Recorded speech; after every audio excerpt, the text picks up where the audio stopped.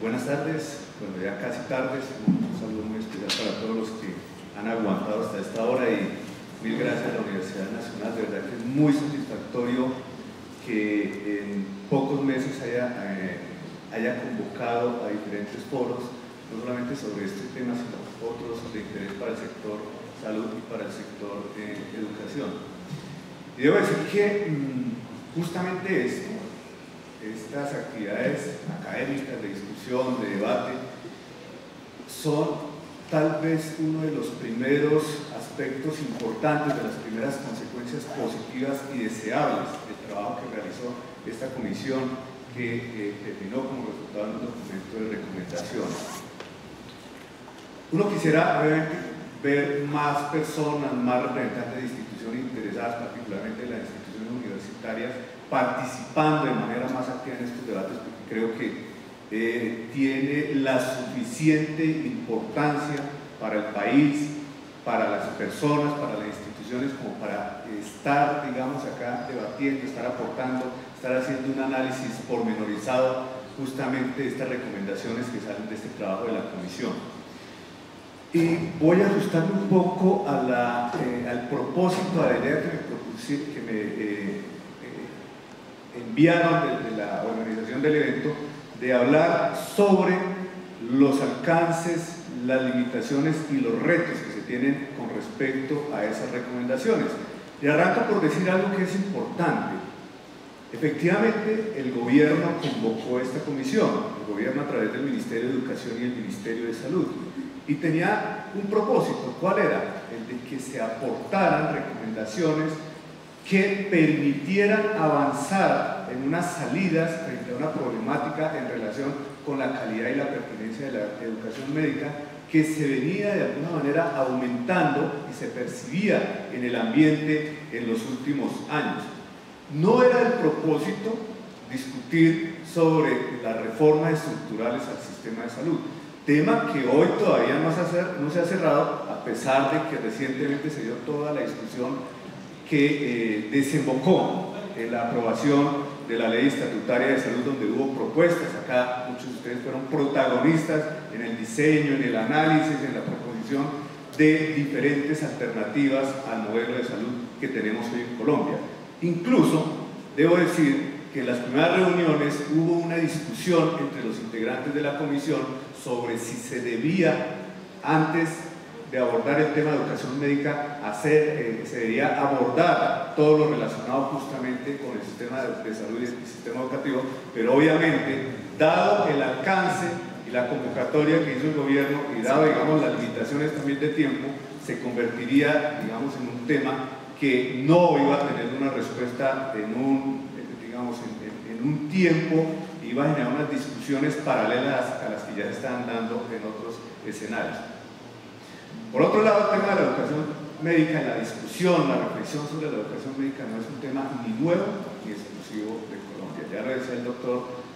Denegri, que actualmente se vive una crisis de la educación médica en todo el mundo, entendido crisis no como un tema negativo, sino que se están revisando todos los fundamentos históricos de la educación médica frente a los retos que se están planteando en diferentes partes del mundo, la cobertura universal, el acceso universal a la salud, cómo a través de la educación médica se da una respuesta a esa necesidad de cobertura universal, a los cambios demográficos, socioculturales, epidemiológicos, nuevas condiciones políticas, etc. Por lo tanto, esta discusión también se da en un contexto internacional donde muchas instituciones, muchos países están haciendo el mismo debate, pero obviamente Colombia, en nuestro país, hay unos elementos particulares que también llevaron a que se hiciera esta convocatoria para la reflexión de la educación médica en Colombia. ¿Y cuáles son esos elementos? Ya los mencionó en la primera presentación, y están básicamente, yo los resumiría, obviamente me quedan muchos elementos por fuera, estarían sintetizados en tres grandes hitos. Primero, la aprobación de la ley estatutaria, donde se refuerza el tema de la salud como un derecho. Segundo, el lanzamiento, la propuesta de un modelo integral de atención en salud que justamente permita avanzar en la concreción de ese derecho a la salud establecido en la ley estatutaria. Y tercero, el desarrollo y la implementación del Plan Decenal de Salud Pública, que entre otras cosas tiene una perspectiva de mediano plazo que busca también tener un enfoque intersectorial de determinantes sobre el abordaje de los temas de salud. Otros elementos con respecto al alcance del documento de recomendaciones. Efectivamente es un documento con recomendaciones, y ahí hay que decirlo claramente. Con este documento no se pretendía cerrar un análisis, no se pretendía cerrar una discusión y un debate sobre la educación médica. Todo lo contrario, y eso fue muy claro durante toda la discusión de la comisión. Esto iba a provocar justamente lo que se está viviendo en este momento: críticas, diferencias, posiciones diversas, etcétera, etcétera. Entonces, esas recomendaciones, más que una camisa de fuerza que llevara, entre otras cosas, de pronto al gobierno a comprometerse con el cuerpo completo o alguna de las recomendaciones de esas recomendaciones, realmente lo que hace es generar una discusión alrededor de un tema que desde hace muchos años realmente no tenía una discusión amplia, nacional, con la participación de los diferentes agentes de los sistemas de salud y educación. Y aquí hay que también ser muy claros. Efectivamente, la comisión se conforma por unos expertos que son escogidos directamente por el gobierno, a ver, como dijo el doctor Guzmán. ¿Quiénes son esos expertos? Expertos que ya se aclaró, van a participar de manera personal e individual sin comprometer su cargo que en ese momento tiene, digamos, frente a muchas instituciones. ¿Quiénes son ellos? Los decanos de la Universidad Nacional y de la Universidad de Antioquia, tal vez las instituciones más importantes en materia de educación y salud en el país, el decano de la Universidad de Rosario, la facultad más antigua de medicina que existe en el país, la gerente del Hospital Departamental de Pitalito, un hospital público que es lamentablemente hay que decirlo así, de las pocas instituciones públicas que tenemos para mostrar en el país, la secretaria de Salud del Distrito de Barranquilla, también con unos logros muy importantes frente a la forma como se ha venido atendiendo las necesidades de la población de esa capital departamental, el presidente de la Academia Nacional de Medicina, el doctor Félix Patiño, también de la Academia Nacional de Medicina, el rector de la Universidad Nacional, entre otros. Y ahí debo decir que no, el gobierno no los escogió por ser mercaderes de la salud o la educación, cosa que no comparto y de la cual discrepo absolutamente. Creo que son personas que realmente consideramos en el gobierno que tenían que aportar y adicionalmente tenían la suficiente autoridad para poder apartarse de las orientaciones que en un momento dado el gobierno pudiera estar dando desde sus diferentes acciones, bien sea a través de los decretos, las leyes que ha venido promoviendo. De hecho, hay que decirlo, si tuviéramos el tiempo acá de hacer una disección y un análisis, como algunos de ustedes lo hicieron, de cada una de las propuestas, el gobierno hoy por hoy tiene muchas diferencias y se aparta de muchas de las recomendaciones que salieron del documento, porque justamente lo que se quería era tener una mirada por fuera del gobierno nacional frente a qué era lo que se debía hacer, cuáles eran los caminos que se debían abordar, cuáles eran los temas importantes de análisis que motivaran acciones desde diferentes acciones y agentes, no solamente del Estado, sino también de quienes conforman los sectores salud y educación. ¿A quién iban dirigidas o a quién van dirigidas esas recomendaciones? Pues, claro está que cuando el gobierno es el primero en solicitar un documento con unas recomendaciones, pues hay un primer destinatario directo de esas recomendaciones, el gobierno como representante del Estado, como orientador, como regulador, como rector, tanto del sistema de salud como del sistema educativo. pero muchas de ellas, si ustedes hacen una lectura juiciosa, como evidentemente la han hecho, van dirigidas en primer lugar a las propias instituciones que forman los médicos en Colombia. Hay una reflexión por parte de quienes forman que los compromete a ellos mismos con esas propuestas que se están realizando. Y ahí probablemente va a haber muchísimas diferencias entre las diferentes instituciones que hoy están ofreciendo programas de formación médica de pregrado y de posgrado en el país. Pero de alguna manera también, yo creo que por lo menos en un 50% del documento son recomendaciones que hoy por hoy pudieran revisar, adelantar o desestimar las propias instituciones educativas haciendo uso de su autonomía universitaria.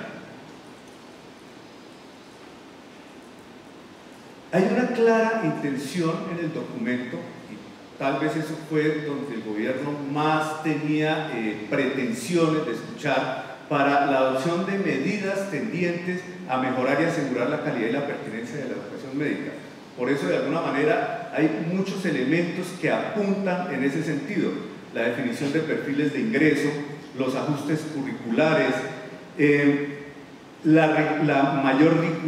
rigurosidad en la evaluación de registro calificado, la propuesta de acreditación obligatoria para los programas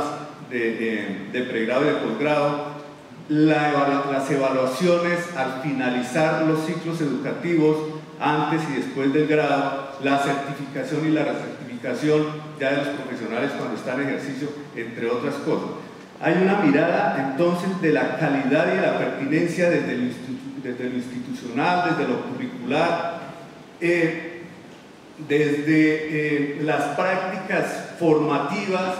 desde la gestión misma de los procesos educativos y desde la implementación de las evaluaciones durante toda la vida, tanto de formación como de ejercicio de los médicos en el país. Y obviamente se proponen otros elementos no menos importantes relacionados, por ejemplo, con la adopción de unos arreglos institucionales que los miembros de la comisión vieron con buenos ojos, porque entendieron que eso ayudaría justamente a adoptar las demás recomendaciones que proponen. Es el caso entonces del Consejo General de Educación Médica, con sus salas de pregrado, de posgrado, de desarrollo profesional continuo. Se aborda el tema de la financiación, que aquí ya se tocó, tanto de los pregrados como de los posgrados de los hospitales universitarios, y en todo eso, de alguna manera, hoy por hoy el gobierno tiene posiciones, tiene propuestas, tiene diferencias que van a tener que hacer parte de este debate que ya se está iniciando. Efectivamente hubo grandes limitaciones, grandes vacíos que se reflejan en el documento. Era un documento que no pretendía abordar la integralidad del sistema de salud, pese a que se tocó, como ya lo mencioné en algún momento, la insuficiente disponibilidad de información que permitiera tener un acercamiento más preciso a lo que está ocurriendo hoy con la calidad y la pertinencia de la educación médica. Realmente tenemos unas aproximaciones, de hecho, me alegró mucho ver, por ejemplo, lo que presentó acá la Universidad de Antioquia, pero muchas de las aproximaciones a este tema de la calidad y la pertinencia son a través de percepciones que no están adecuadamente documentadas y sistematizadas para tomar unas decisiones muchísimo más profundas y adecuadas frente a los factores que están incidiendo en ese tema. Hay grandes diferencias en calidad y pertinencia en las distintas universidades y regiones del país, y obviamente las pruebas que tenemos hoy, particularmente las pruebas de estado, el famoso examen Saber Pro, que hace hoy el Ministerio de Educación a todos los egresados de los programas de pregrado, no está diseñado para hacer ese tipo de evaluaciones sobre calidad y pertinencia de la educación, y adicionalmente hay unos problemas operativos que no permiten confiar en los resultados que salen del análisis de la misma información. Eso también se aplica al tema de la suficiencia de médicos y de especialistas en el país. Estamos en un momento donde el sistema de salud aún no ha terminado de aterrizar en sus elementos sustanciales. Hasta hace pocos años logramos llegar a tener una cobertura del aseguramiento de más del 95% después de más de 20 años de emitida la Ley 7. Hasta hace pocos años se logró la igualación de los planes de beneficios para los regímenes subsidiado y contributivo, cosa que tiene que desaparecer por mandato de la ley estatutaria. Hasta hace poco no teníamos una política farmacéutica que permitiera, digamos, hacer un ejercicio o un ejercicio de control de precios por parte del Estado, entre muchas otras cosas. Y hasta hace poco tampoco teníamos, o el sistema de salud tenía un modelo de atención que realmente sirviera para orientar y para coordinar las acciones no solamente de los agentes del sistema de salud, sino también de otros sectores, entre ellos educación, trabajo, medio ambiente, entre otras cosas. Entonces, hay que mencionar que el documento no es un documento que pretende solucionar todos los problemas que afectan la educación y el ejercicio médico, pero por lo menos sí trata de tener una visión integral relacionada con la educación médica, que a partir de los análisis que hagamos de acá en adelante probablemente van a salir en unos caminos y en unas direcciones que nos permitan avanzar y salir de una problemática que tenemos acumulada desde hace muchísimos años.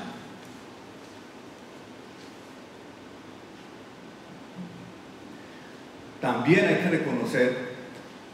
que el desarrollo de cualquier propuesta, bien sea de las consignadas en este documento o de las que salgan a partir de su análisis y su discusión, va a encontrarse con unos obstáculos que se generan justamente de la dinámica y de la cultura que tenemos de más de 20 años del establecimiento de la Ley 100. Efectivamente, aquí ya se han generado unos intereses económicos, unos intereses comerciales, tanto en las instituciones del sector salud como en el sector educativo, que van a afectar la disposición de muchos agentes a implementar medidas que efectivamente contribuyan a solucionar la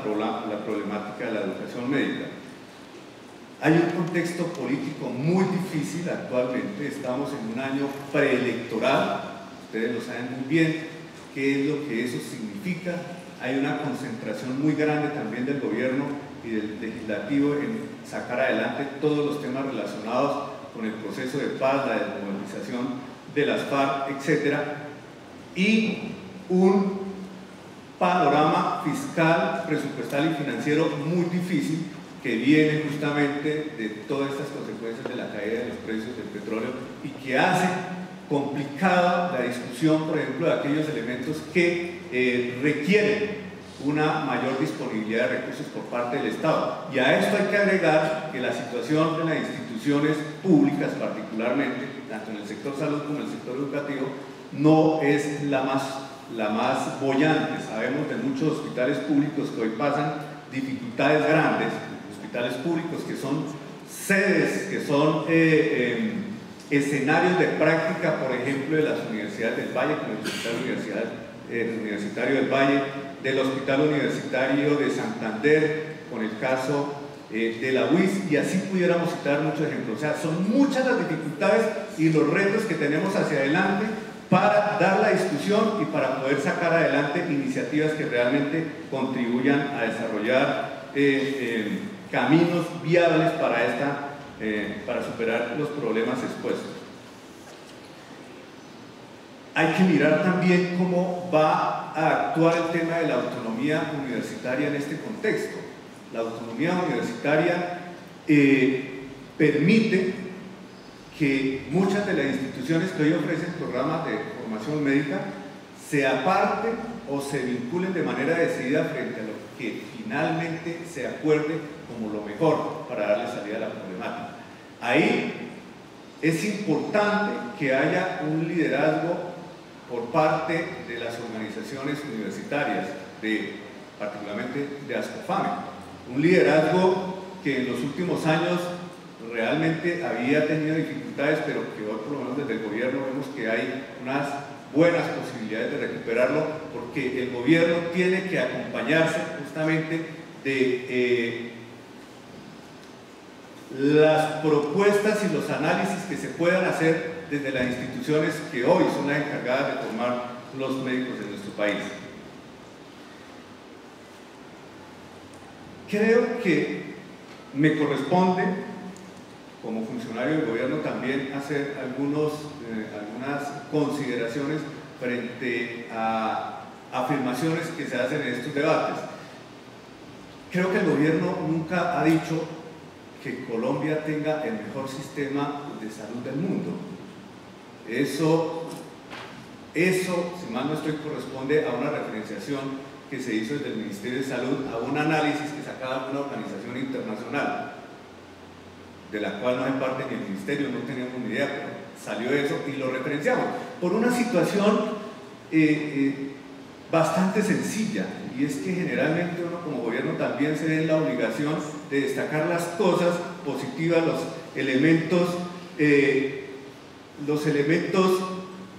que pueden destacarse en medio de todas las dificultades y en medio de todos los problemas que muchas veces se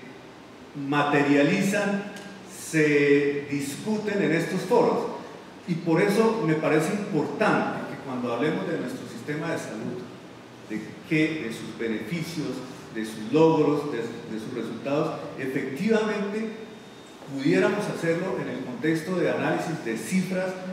comparativas con otros sistemas de salud de diversos países del mundo, particularmente con quienes tenemos algunas posibilidades de compararnos frente a nivel de desarrollo socioeconómico e institucional. Creo que sería bueno que miráramos cuáles son nuestros logros, pero también nuestros déficits con respecto a lo que han hecho sistemas de salud como el brasilero, como el mexicano, como el chileno, como el argentino, con todos esos recursos que hemos invertido en Colombia, si realmente hemos alcanzado muy poco frente a los recursos que invierten estos países también en salud. Yo creo que también hay cosas positivas que destacar. Esto no es la debacle. Creo que acá podemos construir sobre la base de los aprendizajes que hemos tenido en los últimos años. Creo que también tenemos que construir capacidades en el Estado, tanto en los niveles nacionales como en los niveles territoriales, si queremos que haya una mejor gestión y una mayor participación de lo público en la gestión de la institución, en los servicios y los procesos de los sistemas de salud. Ustedes acá ya lo han mencionado, es muy complejo la gestión, la orientación, el control que se hace desde las entidades territoriales a la forma como funciona el sistema de salud, incluso algunos temas relacionados también con el sistema educativo. Nuestras gobernaciones, nuestros municipios, las secretarías de salud, las secretarías de educación no han desarrollado las suficientes capacidades para llevar a cabo de la mejor manera aquellas competencias que se le han delegado, que les han sido entregadas en el desarrollo de la descentralización. Así que son muchos los retos que tenemos hoy por delante, pero donde tenemos que balancear aquello que de alguna manera nos puede dar elementos para construir y aquello que definitivamente tenemos que empezar a abandonar, pero a partir, digamos, de un análisis equilibrado de todos estos factores. Muchísimas gracias y creo que nos vemos en unos minutos allá en el Congreso de la República.